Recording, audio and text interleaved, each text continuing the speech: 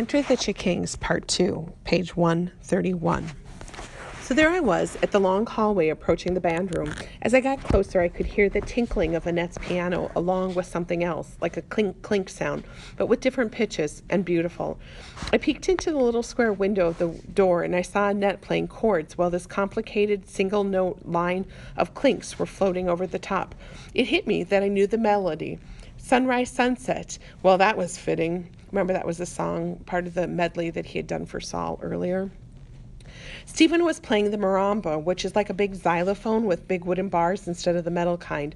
I didn't even know he played anything other than drums. I guess I didn't know our school had a marimba. Or I guess that's why he and Annette were music gods while I was sitting on my tuchus in math class. I poked my head in the door, feeling a bit weird about breaking in the musical dance they had going, especially when Stephen started embellishing the melody with all sorts of fast little grace notes that I wouldn't even have been able to pull off on the guitar, much less a second instrument. Annette was talking and playing at the same time, just in case her powers hadn't already been awesome enough. Okay, Stephen, that sounds great for the melody. Now, do you think you can add the harmony line? I was thinking, duh, how can he play extra harmony notes when he only has 2 mallets? Then he did this amazing thing.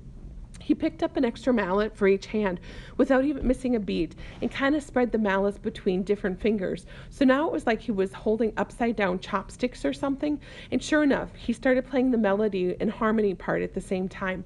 Finally, just when the insane skill level of these people was nearly too depressing to contemplate, he reached behind him to a xylophone that was set up there and finished his solo with one hand jamming away on each instrument. Annette and Stephen gave each other a little grin at the last notes of the solo, and then in perfect unison they burst into a little coda that ends the Fiddler on the Roof medley. When they stopped, I applauded. Annette turned to Stephen and said, "Show off." Wait, he wasn't showing off that much. I kept waiting for him to light his mallets on fire and start juggling them during the solo or playing bass drum with his foot or something. They both just kind of stared at me like they had caught me beating a baby seal or something. I'd forgotten that the Chickings were serious about music. Oh well, maybe next time. More staring. Hi guys, you're probably wondering why I'm here. Why I'm here now instead of after the bell rings. Instead of in math, because that's what I have now, math, pre-calc, still more staring. Would the two of you like to help some elderly people in need? Their eyes lit up. For a babbling idiot, I'm a pretty good salesman. End of chapter.